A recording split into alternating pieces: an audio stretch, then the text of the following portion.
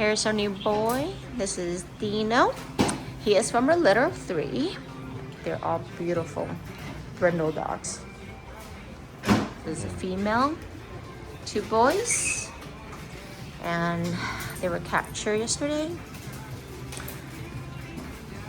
Today they'll get a thorough vet checkup, blood work, vaccination, rabies shot. And the vet would check their teeth, their eyes, ears, bones, make sure there's no patella luxation. And once their blood work's back,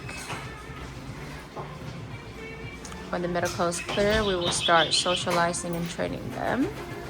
They'll be ready for adoption soon. Very good boy. Look at this beautiful brindle. So first time at the vet, doing really well. Really good dog.